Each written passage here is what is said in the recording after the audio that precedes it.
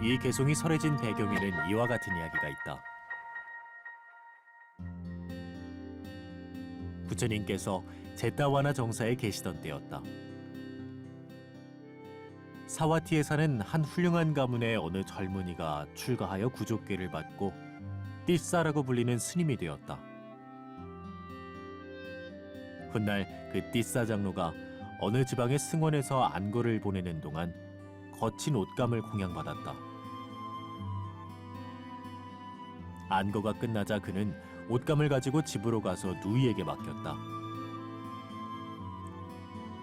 띠싸 장로의 누이는 이 옷감은 띠싸 장로에게 맞지 않겠어 라고 생각하고는 거친 옷감을 자신이 잘 다듬어서 보드랍고 섬세한 옷감으로 만들었다. 누이가 잘 다듬어 놓은 옷감을 받게 된 장로는 그 옷감으로 가사를 만들어 입어야겠다고 생각하고는 가사를 잘 만드는 젊은 스님들에게 옷감을 맡겼다. 띠싸 장로의 누이는 가사를 만드는 스님들을 위해 쌀죽과 밥을 준비하여 공양 올렸고 가사가 완성되는 날 아주 극진한 대접을 하였다. 장로는 완성된 가사를 보고 또 보면서 몹시 좋아하였다. 그리고 그는 내일부터 이 가사를 입을 것이다 라고 말하고는 가사를 잘 접어서 대나무 선반 위에 올려두었다. 그런데 장로는 그날 먹은 음식이 심하게 체하여 그날 밤에 죽고 말았다. 장로는 가사에 대해 집착하고 있었기 때문에 죽고 나서 그가 집착하던 바로 그 가사의 이로 태어나게 되었다. 장로의 장례식이 끝나자 스님들이 장로의 물건들을 정리하면서 띠싸 장로가 편찮으셨을 때 보살피던 사람이 없었으니 이 가사는 승단에 속하는 것입니다. 가사는 우리가 나누어 가지면 되겠습니다 라고 말하였다. 바로 그때 가사에 살고 있던 이가 이 비구들이 내 것을 빼앗으려 하는구나 라고 소리를 지르며 이리 뛰고 저리 뛰었다. 부처님께서는 천이통으로 가사에 집착하는 이의 소리를 들으시고는 아난다 존자를 불러 아난다여, 띠싸의 가사를 나누지 말고 7일 동안만 그대로 두라고 하여라 라고 말씀하셨다. 스님들은 부처님의 말씀을 전해 듣고는 가사를 나누지 않고 그대로 두었다. 7일이 지나자 이는 죽어서 도솔천에 태어났다. 8일째 되는 날 부처님께서는 띠싸 장로의 가사를 나누어 가져도 좋다고 허락하셨다. 스님들은 왜 부처님께서 띠싸 장로의 가사를 7일 동안 그대로 두라고 하셨는지 궁금해서 부처님께 여쭈었다. 부처님께서는 비구들이여, 띠싸는 그 가사에 집착하고 있었기에 죽어서 가사에 붙어 사는 이로 태어났느니라. 그대들이 가사를 나누어 가지려 했을 때 그는 이 비구들이 내 것을 빼앗으려 하는구나 라며 소리를 지르고 괴로워하였다. 그가 집착하는 이 가사를 그대들이 나누어 가졌다면 그는 그대들을 향해 원한을 품었을 것이고 이러한 악업으로 그는 지옥에 떨어졌을 것이다. 그래서 그대들에게 가사를 그대로 두라고 한 것이다. 지금은 그 이가 죽어 도솔천에 태어났으니 그대들에게 가사를 나누어도 좋다고 하였느니라 라고 말씀하셨다. 그리고 부처님께서는 이 세상의 존재들에게 가래란 참으로 무섭고 위험한 것이다. 쇠에서 생긴 녹이 쇠를 삼켜 녹슬게 하고 쇠를 못쓰게 만들듯 가래라고 부르는 이것 또한 이 세상의 존재들에게서 생겨나 존재들을 삼키고 존재들을 지옥에 태어나게 하고 파멸로 몰아넣느니라 라고 말씀하셨다.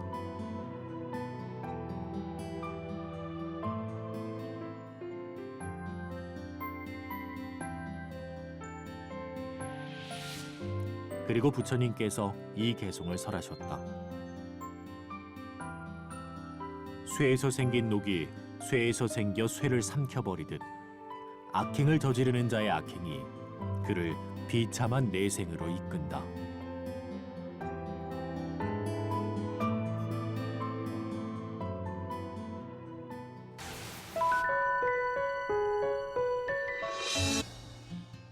굶주림은 가장 큰 병이고 조건 지어진 것들은 가장 큰 괴로움이다.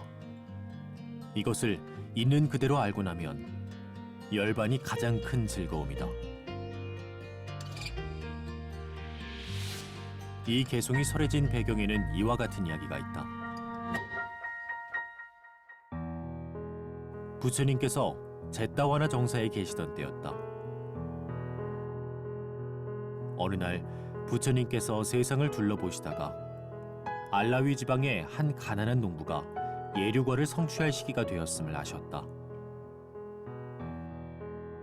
그래서 부처님께서는 먼 길을 걸어서 알라위 지방으로 가셨다. 부처님께서 그 마을에 오신다는 소식을 들은 농부는 일을 빨리 끝내고 부처님을 뵈러 가야겠다고 생각했다. 그런데 하필 그날 그 농부가 소를 잃어버렸다. 한 마리밖에 없는 소가 고삐를 풀고 집을 나가버리는 바람에 농부는 소부터 찾고 나서 부처님을 뵈러 가야겠다면서 소를 찾아 헤맸다. 농부가 소를 찾아 헤매는 동안 알라위 지방의 한 제가자의 집에서 부처님과 스님들께 공양이 올려졌다.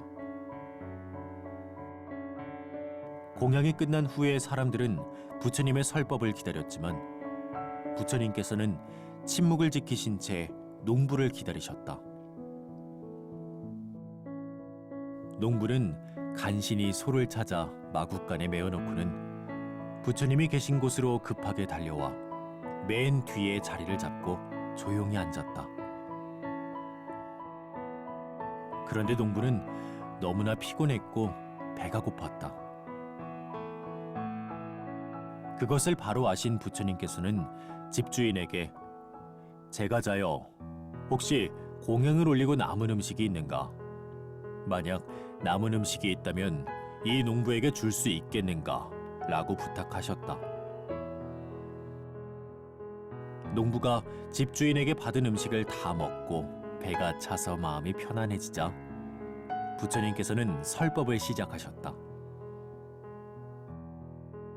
부처님께서는 쉬운 가르침부터 단계적으로 설법하시면서 마침내 4가지의 성스러운 진리까지 가르치셨다. 그 법문이 끝날 무렵 그 가난한 농부는 예류과를 성취하였다. 설법이 다 끝난 다음 부처님은 스님들과 함께 제따와나 정사로 향하셨다. 가는 도중에 스님들은 오늘 부처님께서는 평소와 다르셨다. 부처님께서 설법을 시작하시기 전에 농부를 기다리시고 또 농부에게 음식부터 먹도록 하신 것은 예전에 없던 일이다 라며 이야기를 나누었다. 그 이야기를 들으신 부처님께서는 비구들이여, 그대들의 말이 맞다. 그러나 그대들은 오늘 내가 그 먼 길을 무엇 때문에 갔는지는 모르고 있다. 오늘 알라위에 간 것은 그 농부가 진리를 받아들일 준비가 되었었기 때문이다. 그가 허기진 배를 채우지 않았다면 배고픔의 고통 때문에 그는 진리를 온전히 받아들일 수 없었을 것이니라. 그는 낮 동안 잃어버린 소를 찾아다니느라 몹시 지치고 배가 고팠었다. 비구들이여, 굶주림처럼 참기 어려운 병은 없느니라 라고 말씀하셨다.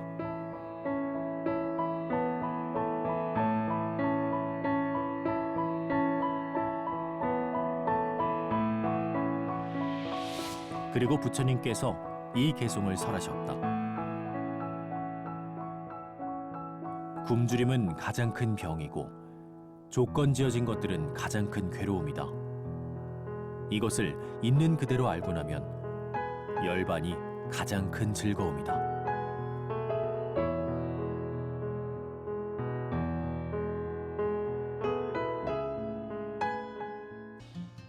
자신에 의해 악이 행해지고 자신에 의해 더러워진다. 자신에 의해 악이 행해지고 자신에 의해 깨끗해진다. 청정함과 더러움은 개인의 몫이지 남이 남을 깨끗하게 할 수는 없다. 이 개송이 설해진 배경에는 이와 같은 이야기가 있다. 부처님께서 제따와나 정사에 계시던 때였다. 쫄라깔라라는 자는 포살일마다 제따와나 정사에 가서 팔재기를 수지하고 밤새도록 법문을 듣는 재가신자였다. 어느 한 포살일에 쫄라깔라는 다른 포살일처럼 밤새 법문을 들었다. 이른 새벽이 되자 그는 정사 근처에 있는 연못가에 나가 얼굴을 씻고 있었다. 그때 그 근처를 지나던 도둑들은 쫄라깔라 가까이에 훔친 물건을 놓고 달아나 버렸다. 추격해오는 사람들의 관심을 돌리기 위해서였다. 도둑들을 뒤쫓던 사람들이 달려와 쫄라깔라 옆에 놓인 물건들을 보고는 그를 도둑이라고 단정하고 두들겨 패기 시작했다. 그러는 동안 다행히 물을 깃기 위해 나온 소녀들이 이 광경을 보고는 쫄라깔라는 밤새 제따와나 정사에서 법문을 들었던 사람이라고 증언해 주었다. 그러자 사람들은 그가 도둑일 리 없다며 그를 놓아주었다.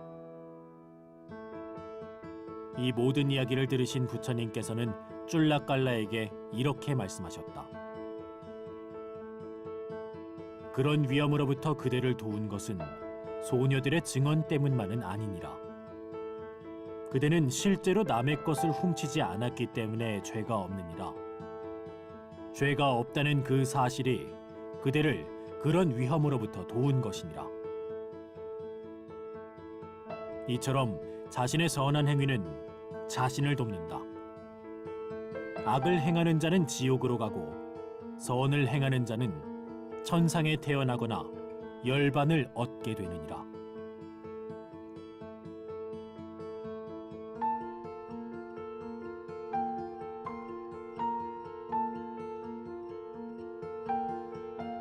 그리고 부처님께서 이 개송을 설하셨다. 자신에 의해 악이 행해지고 자신에 의해 더러워진다. 자신에 의해 악이 행해지고 자신에 의해 깨끗해진다. 청정함과 더러움은 개인의 몫이지 남이 남을 깨끗하게 할 수는 없다. 아무리 큰일이라도 남의 일로 자신의 일을 소홀히 하면 안 된다. 자신의 일을 완전히 알고 나서 자기 자신의 일에 제따와나 정사에 계시던 때였다. 부처님께서는 넉 달 뒤에 완전한 열반에 들 것임을 선언하셨다. 그때 수행이 깊지 못했던 범부의 비구들은 걱정하고 어쩔 줄 몰라 하며 부처님 곁을 떠나려고 하지 않았다. 그러나 아따다타라는 비구는 부처님께서 완전한 열반에 드시기 전에 반드시 아라한의 경지를 성취해야겠다고 결심하고는 수행에만 전념하고 부처님께 가지 않았다.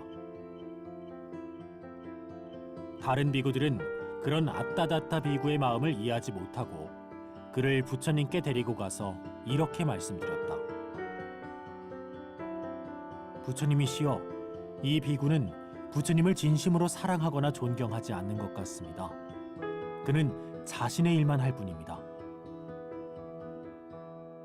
그러자 아따다타 비구는 부처님께 이렇게 말씀드렸다. 부처님이시여, 저는 부처님께서 이 세상에 계실 때 아라한의 경지를 성취하기 위해 수행에만 전념하고 있었습니다. 그것이 부처님을 뵈러 오지 않은 단 한 가지 이유였습니다. 그 말을 들으신 부처님께서는 비구들에게 말씀하셨다. 비구들이여, 나를 진정으로 사랑하거나 존경하는 자라면 아따다타처럼 행해야 하느니라. 내게 꽃과 향을 올리고 나를 곁에서 바라만 보고 있는 것으로 나를 존경했다고 할 수 없느니라. 그보다는 내가 그대들에게 가르친 법을 열심히 수행하여 세간을 뛰어넘는 경지를 성취해야 하느니라. 그때에 이르러서야 진정으로 나를 존경했다고 할 수 있느니라.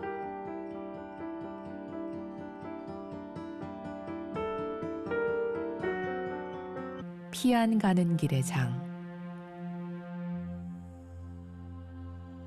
우빠시와가 말했다.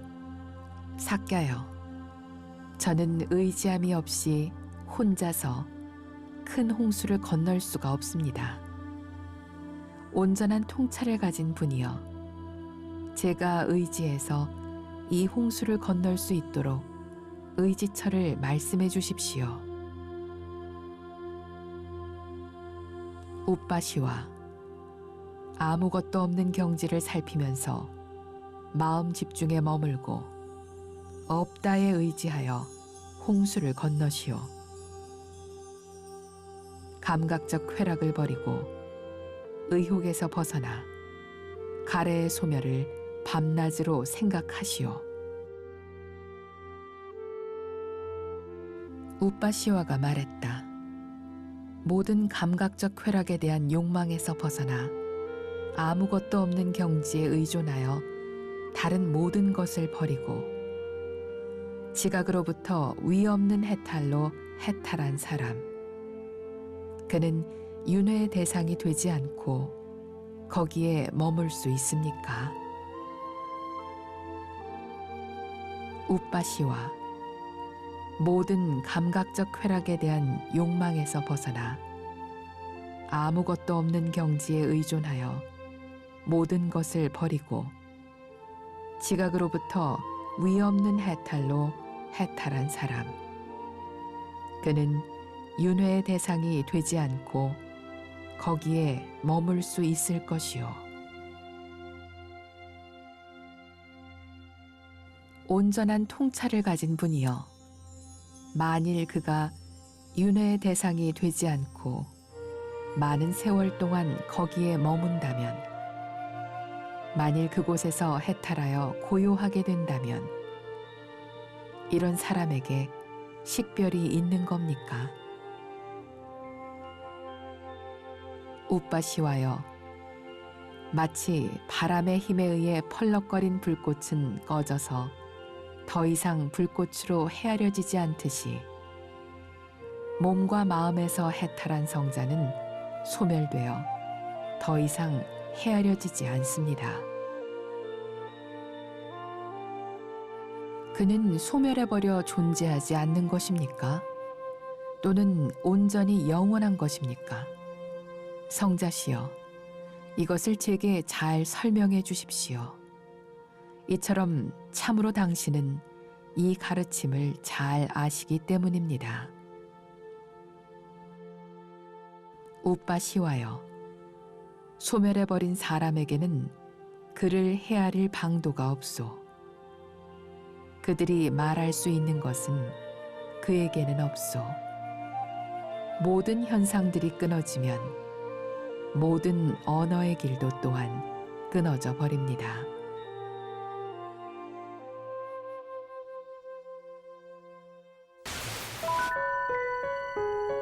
숲으로 향한 자가 수행의 숲에서 벗어나 다시 욕망의 숲으로 달려간다. 저 사람을 보라. 자유로운데 다시 속박으로 달려간다. 이 개송이 설해진 배경에는 이와 같은 이야기가 있다. 부처님께서 웰루아나 정사에 계시던 때에 마하카사빠 장로의 제자였던 한 스님이 있었다. 그 스님은 열심히 수행하여 사선정을 성취하였다. 그런데 어느 날 그가 금세공사인 그의 삼촌의 집으로 탁발을 하러 갔다가 눈을 현혹하는 다양한 조형물을 보게 되었다. 그는 그 모습들에 마음이 사로잡혀 결국 승가를 떠나 환속하고 말았다. 속인이 된 그는 삼촌의 집에서 살게 되었지만 게을러서 아무 일도 하지 않았다. 그의 그런 모습을 참다 못한 삼촌은 결국 그를 집에서 쫓아냈다. 삼촌에게 쫓겨난 그는 그 후에 나쁜 패들과 어울려 다니며 도둑질로 생계를 유지하였다. 어느 날 그 패들이 다 체포되었고 사형 선고를 받게 되었다. 그도 두 팔이 등 뒤로 묶인 채 사형장으로 끌려가고 있었다. 그때 마하카사빠 장로가 그곳을 지나가다가 과거에 자신의 제자였던 자가 사형장으로 끌려가는 모습을 보고는 그에게 가까이 다가가 나의 제자여, 예전에 받았던 명상주제를 회상하라. 명상주제에 그대의 마음을 잘 집중해 보거라 라고 말해주었다. 그는 과거에 자신의 스승이었던 마하카사빠 장로의 말에 따라 사형장으로 끌려가면서도 마음을 명상주제에 잘 집중하여 깊은 선정을 확립할 수 있었다. 사형장에 도착하자마자 사형 집행이 준비되었는데 이미 깊은 선정을 확립한 그는 어떤 두려움이나 불안의 기색도 없이 아주 고요하고 침착한 모습이었다. 그의 그런 모습을 본 사형 집행인들과 구경꾼들은 저 사람을 보십시오. 여기저기서 무기를 들고 있는데도 벌벌 떨거나 두려워하지도 않습니다. 정말 놀라운 일입니다. 라고 말하며 그의 대담함과 침착함에 경이로워했다. 사람들은 이 사실을 왕에게 보고하였고 부처님께도 말씀드렸다. 이 사실을 들은 왕은 그를 풀어주라고 하였다. 그리고 부처님께서는 광명으로 그의 앞에 나타나셔서 가르침을 설하시고 이 개송을 읊으셨다. 욕망의 덤불에서 벗어나 수행의 숲으로 향한 자가 수행의 숲에서 벗어나 다시 욕망의 숲으로 달려간다. 저 사람을 보라. 자유로운데 다시 속박으로 달려간다. 부처님의 설법이 끝날 무렵 그는 존재의 구성 요소가 일어나고 사라지는 현상을 관찰하였고 모든 조건 지어진 것들이 무상하고 괴롭고 실체가 없다는 것을 깨닫고는 예류과를 성취하였다. 이후에 그는 웰루아나 정사로 가서 부처님께 인사를 드리고 다시 출가하였으며 바로 아라한과를 성취하였다.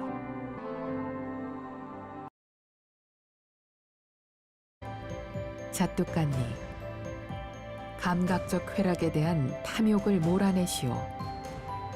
출가는 온전한 평안이라고 보고 취할 것도 버릴 것도 없어야 하오. 과거에 있었던 것을 말려버리시오. 미래에도 아무것도 없게 하시오. 현재에도 집착하지 않는다면 그대는 평온하게 유행할 것이오. 브라흐민이여, 몸과 마음에 대한 탐욕이 완전히 없는 사람에게는 죽음의 힘 속으로 가게 되는 번뇌가 존재하지 않소.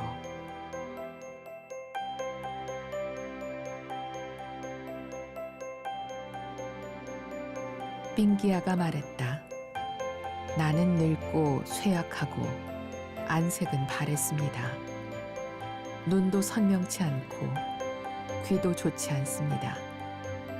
제가 어리석은 채로 버려지지 않도록 해주십시오. 제가 이 세상에서 태어남과 늙음의 버림을 알 수 있도록 가르침을 설하여 주십시오. 빙기하여, 몸이 있기 때문에 괴로워하는 것을 보게 되고 깨어있지 못한 사람들은 몸이 있기 때문에 고통을 겪습니다. 그러므로 빙기하여, 그대는 또다시 존재하지 않기 위하여 깨어 있고 몸에 대한 집착을 버려야 합니다. 내 방향과 그 사이의 내 방향과 위, 아래 이것들은 열 방향입니다. 이 열 방향의 세상에서 당신에 의해 보이지 않고 들리지 않고 생각되지 않고 것도 없습니다. 태어남과 늙음의 빙기야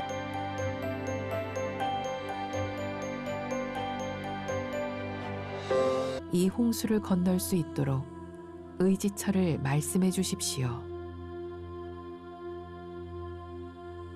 우빠시와 아무것도 없는 경지를 살피면서 마음 집중에 머물고 없다에 의지하여 홍수를 건너시오.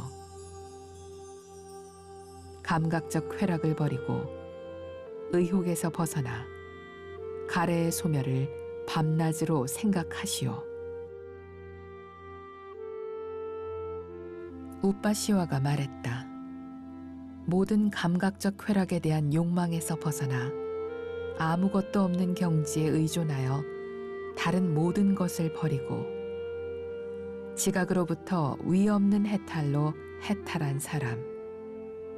그는 윤회의 대상이 되지 않고 거기에 머물 수 있습니까?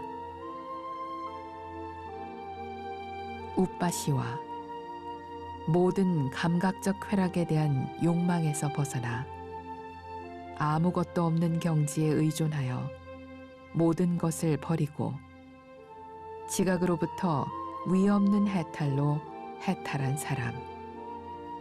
그는 윤회의 대상이 되지 않고 거기에 머물 수 있을 것이요. 세월 동안 거기에 머문다면, 만일 그곳에서 해탈하여 고요하게 된다면, 그는 경전에 통달하였을 뿐만 아니라 많은 스님들에게 경전을 가르치기까지 했다. 그는 자신이 경전을 많이 안다는 점 때문에 자만심이 아주 강했다. 부처님께서는 뽀틸라 장로에 대해 이 비구는 스스로 괴로움에서 벗어나고자 하는 마음이 없구나. 그가 올바른 길로 갈 수 있도록 그를 일깨워줘야겠다 라고 생각하셨다. 그때부터 부처님께서는 뽀틸라 장로가 시중 들러올 때마다 뚜차 뽀틸라여 오라, 뚜차 뽀틸라여 앉으라, 뚜차 뽀틸라여 가라 라고 하시며 뽀틸라 장로를 뚜차 뽀틸라라고 부르셨다. 뚜차 뽀틸라는 텅 빈 뽀틸라라는 뜻이다. 뽀틸라 장로는 부처님께서 자신을 부르는 이름을 듣고는 나는 경전에도 통달하고 많은 비구들에게 가르침을 설한다. 그런데도 부처님께서 나를 텅 빈 뽀틸라라고 부르시는 것은 내가 진지하게 명상 수행도 하지 않고 그 어떤 선정의 경지에도 이르지 않았기 때문일 것이다 라고 깨닫게 되었다. 그래서는 뽀틸라 장로에 대해 이 비구는 스스로 괴로움에서 벗어나고자 하는 마음이 없구나. 그가 올바른 길로 갈 수 있도록 그를 일깨워줘야겠다 라고 생각하셨다. 그때부터 부처님께서는 뽀틸라 장로가 시중 들러올 때마다 뚜차 뽀틸라여 오라, 뚜차 뽀틸라여 앉으라, 뚜차 뽀틸라여 가라 라고 하지 않고 그 어떤 선정의 경지에도 이르지 않았기 때문일 것이다 라고 깨닫게 되었다.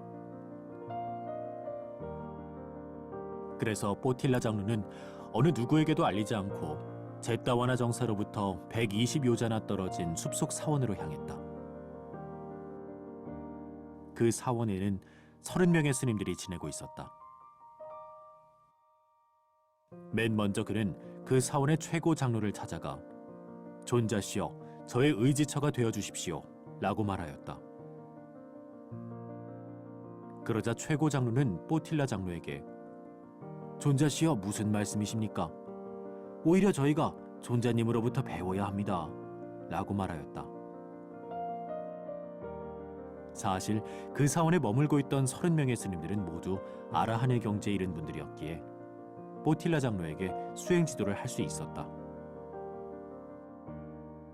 하지만 그 사원의 최고 장로는 이 비구는 많이 한다는 것에 대해 자만심이 크니 그의 자만심부터 꺾어야겠다 라고 생각하여 뽀틸라 장로를 자신보다 손 아래 스님에게 보냈다. 두 번째 스님도 뽀틸라 장로를 바로 손 아래 스님에게 보냈고 이렇게 계속 손 아래 스님에게 보내져서 마침내 그 사원에서 가장 어린 이제 겨우 7살밖에 되지 않는 사미승 앞에 보내졌다. 어린 사미승은 낮 시간 내내 바느질에만 집중하고 뽀틸라 장로를 쳐다보지도 않았다. 이런 과정을 통해 자만심을 버리게 된 뽀틸라 장로는 사미승 앞에 정중히 합장하면서 저의 의지처가 되어 주십시오 라고 청하였다. 어린 사미승이 뽀틸라 장로에게 존자님께서 저의 훈계를 잘 따르신다면 제가 의지처가 되어드리지요 라고 말하자 장로는 스승께서 시키는 일이라면 뭐든지 다 하겠습니다 라고 말하였다. 사미승은 장로를 시험하기 위해 일부러 그렇다면 가사를 입은 채로 저 연못에 뛰어드십시오 라고 하며 근처의 연못을 가리켰다. 사미승의 말이 떨어지자마자 장로는 물속으로 뛰어들었다. 장로의 옷이 물에 젖은 것을 본 사미승은 이리 나오십시오 존자님 이라며 장로를 불렀다. 물속에서 나온 장로에게 사미승은 존자님, 개미굴에 6개의 구멍이 있습니다. 그런데 그 한 굴로 도마뱀이 들어갔습니다. 그 도마뱀을 잡으려면 다른 5구멍은 막고 1개의 구멍만 열어놓은 채 지켜보고 있어야 합니다. 이와 같이 존자님도 6 감각의 문을 다뤄야 합니다. 눈, 귀, 코, 혀, 몸이라는 5 감각의 문을 닫고 마음의 문이라는 한 감각의 문에 집중해야 합니다. 라고 말하였다. 경전에 통달하고 있던 장로는 기름 등잔에 불이 붙듯 그 사미승의 가르침을 즉시 이해했다. 장로는 사미승에게 스승이여, 스승의 말씀대로 하겠습니다. 라고 말하고는 몸의 현상을 주의 깊게 관찰하며 수행하기 시작하였다. 부처님께서는 120요자나 떨어진 곳에서도 뽀틸라 장로의 수행의 진전을 보시고는 이 비구는 광대한 지혜를 갖추게 될 것이다 라고 생각하시고 그의 앞에 나타나셨다.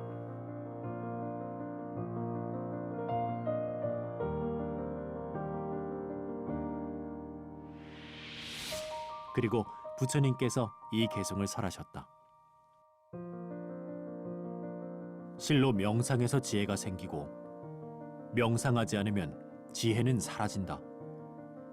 지혜가 생기고 사라지는 두 길을 알고 나서 지혜가 깊어지도록 자신을 확고히 해야 한다.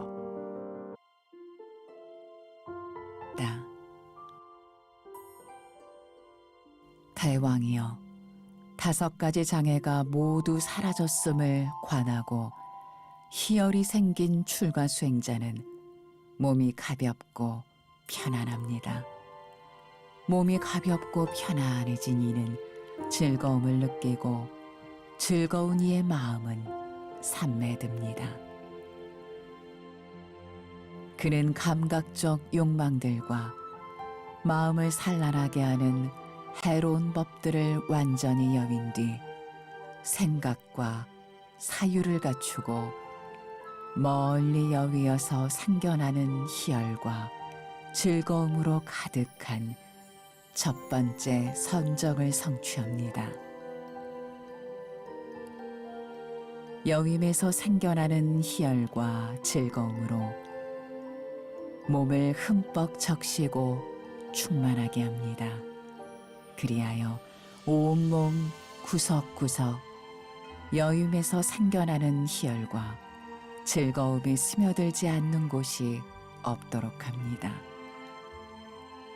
사유를 멈추고 내적 평온과 마음이 하나됨을 이루고 삼매에서 생겨나는 희열과 즐거움으로 가득한 두 번째 선정을 성취합니다.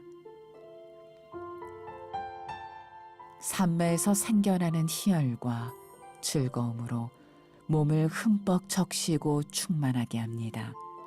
그리하여 온몸 구석구석 삼매에서 생겨나는 희열과 즐거움이 스며들지 않는 곳이 없도록 합니다. 대왕이여, 비유하자면 바닥에서부터 물이 솟아나는 호수와 같습니다. 호수의 동서남부 어디에서도 밖에서 흘러들어오는 물이 없고 하늘에서 비가 내리지 않는다 해도 호수는 바닥에서 솟아나는 물줄기만으로도 가득 찰 것이며 호수 곳곳에 물이 스며들지 않는 곳이 없을 것입니다. 대왕이여, 이것이 앞에서 설명한 스스로 보아 알 수 있는 출가 생활의 결실보다 더 뛰어나고 수승한 것입니다. 대왕이여, 다시 그 출가 수행자는 삼매에서 생겨나는 희열이 사라진 뒤 평온하게 머물면서 마음 챙김과 알아차림을 통해 성자들이 평온하고 마음 챙기며 즐거움으로 머문다고 부르는 세 번째 선정을 성취합니다. 희열이 사라진 즐거움으로 몸을 흠뻑 적시고 충만하게 합니다. 그래서 당장 사리뿌따 존자에게 허락을 얻어서 처소로 돌아온 빤디따는 몸을 관찰하는 마음 수행을 열심히 하였다. 그때 사카천왕과 천신들은 빤디따가 머무는 사원을 지키며 그 주변을 조용하게 만들어서 그가 수행에 전념할 수 있도록 도왔다. 점심 공양 시간이 되기도 전에 빤디따는 높은 수행의 경지에 이르게 되었다. 그때 사리뿌따 존자가 삼위승 빤디따에게 음식을 가져가고 있었다. 부처님께서는 신통력으로 삼위승 빤디따가 높은 수행의 경지에 이르렀음을 아셨고 조금만 더 수행을 한다면 곧 아라한의 경지까지 이를 것이란 것도 아셨다. 그래서 부처님께서는 빤디따가 수행하는 동안 사리뿌따가 그 방에 들어가지 못하도록 빤디따의 방문 앞에 가셔서 사리뿌따에게 몇 가지 질문을 하며 존재를 붙들어 두고 계셨다.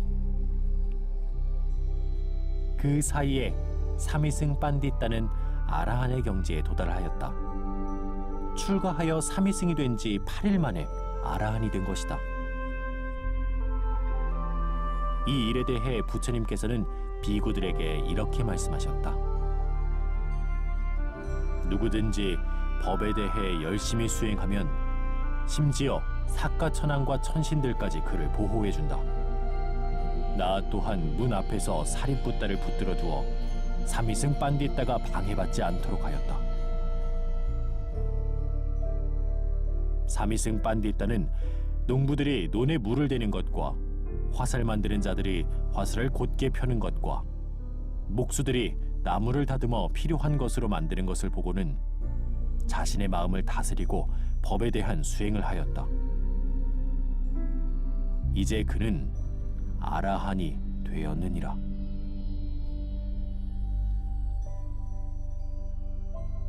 사와티의 한 부자에게 빤디따라는 어린 아들이 있었다. 빤디따는 7살이 되었을 때 출가하여 삼위승이 되었다. 삼위승이 된 지 8일이 되던 날, 그는 사리뿌따 존자를 따라 탁발을 나갔다. 길을 가는 도중에 한 농부가 물길을 열어 그의 논에 물을 끌어오는 것을 보고는 존자에게 물었다. 의식도 없는 물을 사람이 원하는 곳으로 끌어올 수 있는지요? 존자는 답하였다. 그렇다. 사람이 원하는 곳 어디든 끌어올 수 있다. 그들은 계속 가던 길을 갔는데 사미승 빤디따는 화살 만드는 자들이 불로 화살의 열을 가해 곧게 만드는 것을 보았다. 그리고 또 길을 가다가 이번에는 목수들이 나무를 자르고 톱질하고 매끄럽게 다듬어서 술의 부품들을 만드는 것을 보았다. 그러자 빤디따는 곰곰이 생각했다. 의식도 없는 물을 사람이 원하는 곳으로 끌어오고 의식도 없는 화살을 곧게 펴고 의식도 없는 나무를 다듬어 필요한 것으로 만드는데 어찌 의식을 가진 내가 내 마음 하나 못 다스리고 내 마음 수행을 하지 못하겠는가? 그래서 당장 사리뿌따 존자에게 허락을 얻어서 처소로 돌아온 빤디따는 몸을 관찰하는 마음 수행을 열심히 하였다. 그때 사카천왕과 천신들은 빤디따가 머무는 사원을 지키며 그 주변을 조용하게 만들어서 그가 수행에 전념할 수 있도록 도왔다. 점심 공양 시간이 되기도 전에 빤디따는 높은 수행의 경지에 이르게 되었다. 그때 사리뿌따 존자가 사미승 빤디따에게 음식을 가져가고 있었다. 부처님께서는 신통력으로 사미승 빤디따가 높은 수행의 경지에 이르렀음을 아셨고 조금만 더 수행을 한다면 곧 아라한의 경지까지 이를 것이란 것도 아셨다. 그래서 부처님께서는 빤디따가 수행하는 동안 사리뿌따가 그 방에 들어가지 못하도록 빤디따의 방문 앞에 가셔서 사리뿌따에게 몇 가지 질문을 하며 존자를 붙들어 두고 계셨다. 그 사이에 사미승 빤디따는 아라한의 경지에 도달하였다. 출가하여 사미승이 된 지 8일 만에 아라한이 된 것이다. 이 일에 대해 부처님께서는 비구들에게 이렇게 말씀하셨다. 누구든지 법에 대해 열심히 수행하면 심지어 사카천왕과 천신들까지 그를 보호해준다. 나 또한 문 앞에서 사리뿌따를 붙들어 두어 사미승 빤디따가 방해받지 않도록 하였다. 사미승 빤디따는 농부들이 논에 물을 대는 것과 화살 만드는 자들이 화살을 곧게 펴는 것과 목수들이 나무를 다듬어 필요한 것으로 만드는 것을 보고는 자신의 마음을 다스리고 법에 대한 수행을 하였다. 이제 그는 아라한이 되었느니라.